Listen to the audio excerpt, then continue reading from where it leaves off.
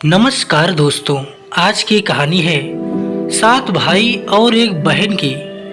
बहुत ही सुंदर कहानी है। आइए पूरी कहानी सुनते हैं। एक राजा के 7 बेटे और एक बेटी थी जो खुशी खुशी अपना जीवन बिता रहे थे।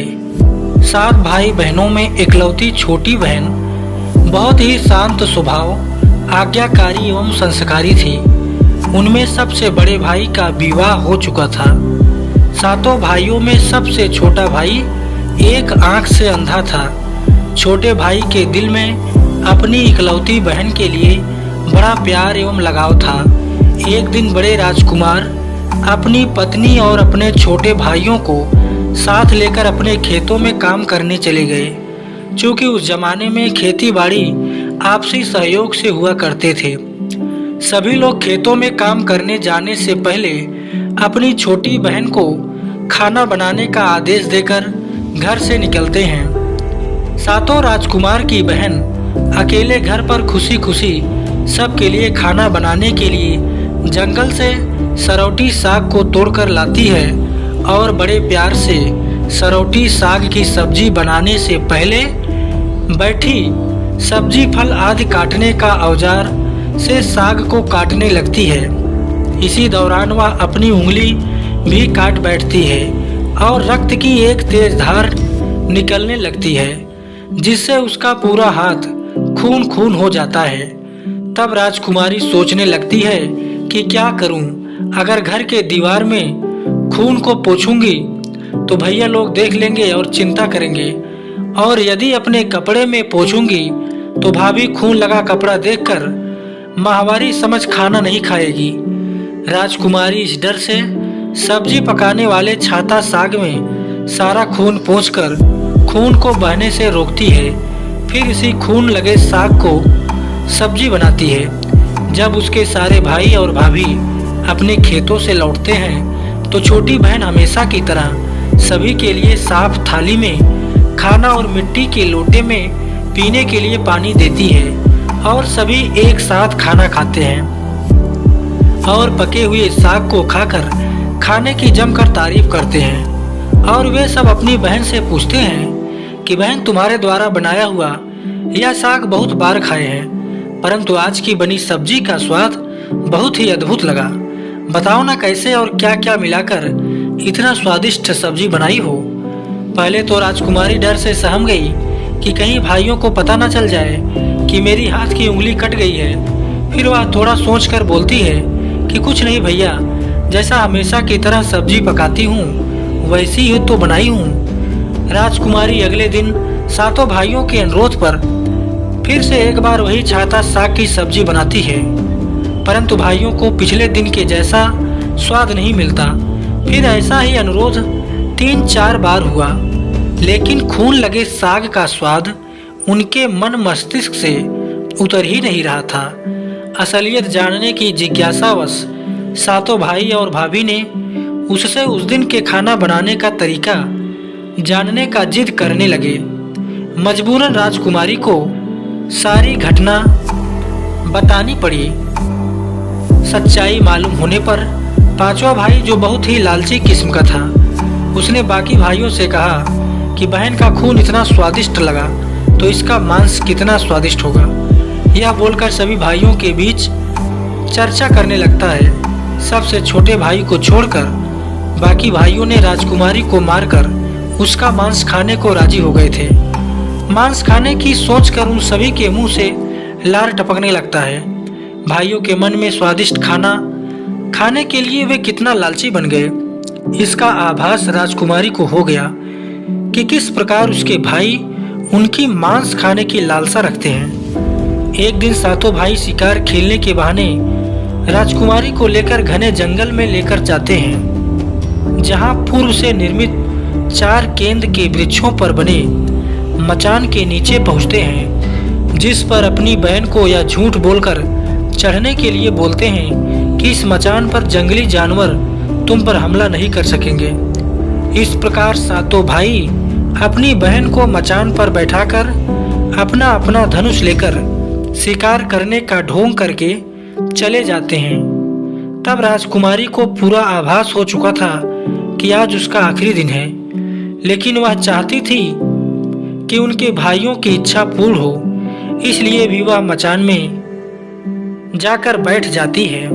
फिर सभी भाई केंद्र के वृक्ष पर बने मचान से कुछ दूरी पर स्थित टोंगरी छोटा पहाड़ पर अपने अपने धनुष बाण के साथ पहुंचते हैं और एक चट्टान पर बारी बारी से अपने बाणों को तेज धार प्रदान करते हैं। टोंगरी के ऊपर सबसे पहले बड़ा भाई अपने तीर को चट्टान में धार करता है और अपनी बहन पर धनुष से निशाना लगाकर तीर छोड़ता है। तभी राजकुमारी पूरी बातों को समझ जाती है कि भाइयों का क्या इरादा है और अपनी मातृभाषा में गीत को गाने लगती है। बिंदु बिंदु दादा छाती ताइक ताइक, अर्थात जान से मारना ही है दादा साहब, तो तीर को सीधे मेरे छाती में वार करो, इधर उधर तीर क्यों चला रहे हो।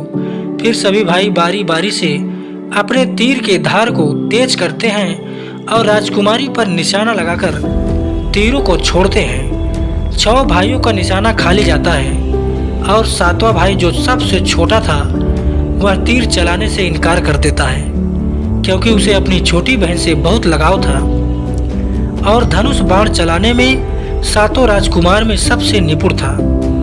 राजकुमारी जानती थी कि उनके 7 भाइयों में सबसे छोटा भाई बाकियों की तरह लालची नहीं है। 6 भाई छोटे भाई पर पूरा दबाव डालते हुए आदेश देते हैं कि अगर वह तीर नहीं चलाएगा तो बहन की तरह उसे भी मार देंगे। फिर छोटा राजकुमार उदास मन के साथ तीर को थोड़ा ही धार कर दूसरी दिशा में तीर को छोड़ने की कोशिश करता है और तीर को धीरे से छोड़ता है। राजकुमारी हर बार की तरह इस बार भी वही गीत गाती है। इतने में छोटे भाई का तीर सीधे राजकुमारी की सीने को भेद देता है और राजकुमारी की आत्मा शरीर से अलग हो जाती है और उसकी आत्मा उसी स्थान पर भटकने लगती है। तभी वह देखती है कि उसके शरीर का मांस खाने के लिए उसके भाई कैसे लालच करते हैं और सबसे छोटे राजकुमार को जबरदस्ती मार पीट कर उसके शरीर को काटने का आदेश देते हैं। बहन के मांस को पकाने के लिए बहुत सारी सूखी लकड़ी लाने के लिए छोटे राजकुमार को जंगल भेजा जाता है। छोटा भाई जंगल में खोज खोज कर ढेर सारा लकड़ी जमा करता है और सोचता है कि कैसे इतना सारा लकड़ी को ले जाऊंगा। दादा जो रस्सी दिए हैं वो भी 7 टुकड़ों में दिए हैं, उन्हें जोड़ने पर भी यह रस्सी इन लकड़ियों को नहीं बांध पाएगा। देर होने के डर से राजकुमार उदास होकर रोने लगता है और उसकी आंखों से आंसू धरती में गिरने लगते हैं। वह अपनी बहन को याद करके रो ही रहा था कि तभी एक नाग देवता वहां आते हैं और पूछते हैं कि क्यों रो रहे हो राजकुमार। वह इधर उधर देखता है किंतु कोई भी नजर नहीं आता।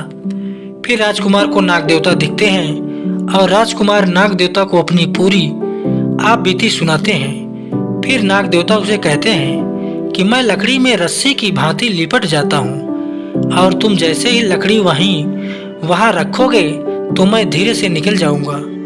और राजकुमार ऐसा ही करते हैं। सभी बड़े भाई यह देखकर चकित रह जाते हैं कि कैसे उनका छोटा भाई रस्सी के 7 टुकड़े होने के बावजूद भी जंगल से इतना सारा लकड़ी लेकर आता है। तत्पश्चात वे लोग अपने छोटे भाई को पानी लाने के लिए एक घड़ा में 7 छेद कर भेजते हैं। छोटा राजकुमार पानी लाने के लिए एक डाड़ी अर्थात छोटा कुआं में जाता है और घड़े में पानी भरता है, परंतु उसमें छेद होने के कारण सारा पानी गिर जाता है और राजकुमार वहीं बैठकर सोच कर रोने लगता है कि बिना पानी के वापस जाऊंगा तो बड़े भैया लोग मार पीट करेंगे।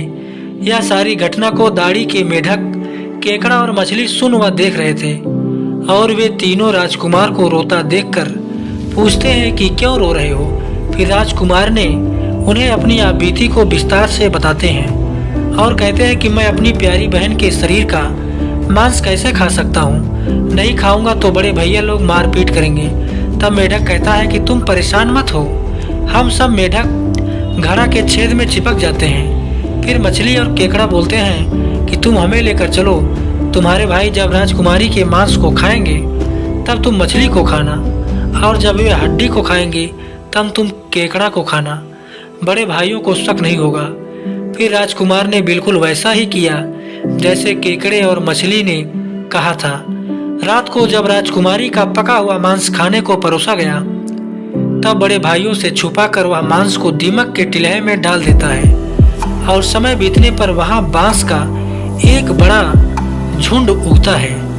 इस घटना के वर्षों बाद एक भीख मांगने वाला जोगी उसी बांस के पास से गुजर रहा था और वह सुंदर सुंदर बांस के बुदा को देखकर सोचता है कि अगर इतने सुंदर बांस से केंद्रा वाद्य यंत्र बनाया जाए तो कितना सुरीला धुन निकलेगा।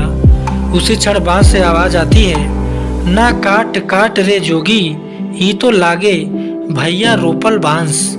जोगी फिर भी बांस को काटता है। जोगी इसी उद्देश्य से एक मोटा बांस का टुकड़ा काट कर ले जाता है कि इस बांस का आवाज इतना सुंदर है, यदि केंद्रा बनाएंगे तो कितना मधुर आवाज निकलेगा। और जोगी इस बांस से एक सुंदर केंद्रा का निर्माण करता है।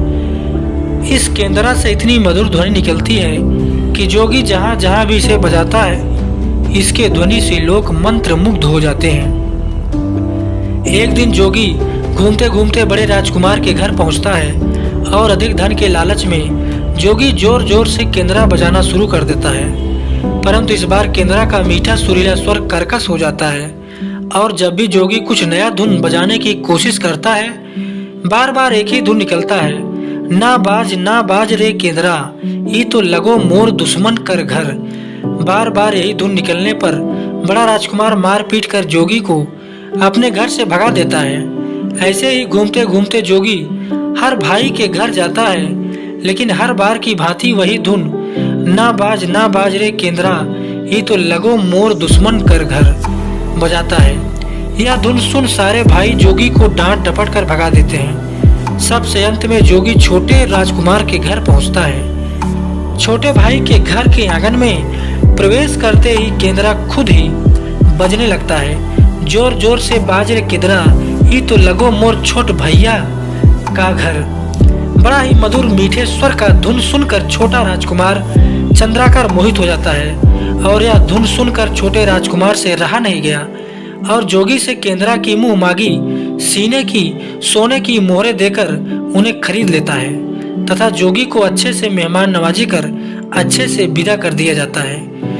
धीरे धीरे समय बीतता है और छोटे राजकुमार अपने काम से कुछ दिनों के लिए बाहर जाते हैं। जब वह वापस लौटता है तो देखता है कि उसका कमरा बहुत सुंदर ढंग से सजा हुआ है और घर के सारे बर्तन अच्छे तरीके से रखे हुए हैं। तब छोटा राजकुमार सोचता है कि हमेशा मेरे कमरों की साफ सफाई घर के नौकर करते हैं, लेकिन कभी भी इतना सुंदर सजाया नहीं गया। फिर राजकुमार अपने नौकरों से पूछताछ करते हैं कि मेरे कमरे को इतना सुंदर किसने सजाया है। नौकरों के मना करने पर राजकुमार सोचते हैं शायद कोई भाभी आई होगी और मेरे कमरे को सजा कर गई होगी। जब भी राजकुमार घर से बाहर काम के लिए जाते हैं, यही घटना हर बार देखने को मिलती है और लगातार होने के कारण राजकुमार के मन में जानने की जिज्ञासा उमड़ने लगी कि आखिर मेरे घर को इतने सुंदर ढंग से कौन सजावट करता है। वह अपने भाइयों तथा भाभियों से भी पूछता है और वे लोग भी सजावट करने की बात से साफ मना कर देते हैं। एक दिन राजकुमार सच्चाई का पता लगाने के लिए किसी काम का बहाना कर बाहर जा रहे हैं बोलकर निकलते हैं और छुप कर पुनः वापस आकर अपने कमरे में रखे खजूर के गोल मोड़े हुआ चटाई के अंदर छुप जाते हैं। कुछ समय इंतजार के बाद राजकुमार देखते हैं कि एक खूबसूरत सी लड़की केंद्रा से निकलकर कमरे के अंदर आती है और सारे कमरे की साफ सफाई कर वापस उसी केंद्रा में समा जाती है। यह देखकर राजकुमार की आंखें खुली की खुली रह जाती हैं, क्योंकि उस लड़की की शक्ल राजकुमार की छोटी बहन के जैसे ही होती है। राजकुमार अगले दिन फिर से एक बार उसी प्रकार छुप जाते हैं और जैसे ही वह सुंदर लड़की पूरे कमरे की साफ सफाई का काम खत्म कर वापस केंद्रा में जाने वाली होती है, तब छोटे राजकुमार उस लड़की का हाथ पकड़ लेते हैं और तुरंत केंद्रा को जला देते हैं, जिसके बाद वह लड़की हमेशा के लिए मानव रूप में परिवर्तित हो जाती है और दोनों भाई बहन खुशी खुशी अपना जीवन जीते हैं। आज भी हर गांव में आषाढ़ी पूजा के दिन बकरा कटता है और पूरे गांव के घरों में प्रसाद स्वरूप बकरा का मांस खाया जाता है और सतबैनी नामक पूजा स्थान पर वही सरौटी साग को चढ़ाया जाता है।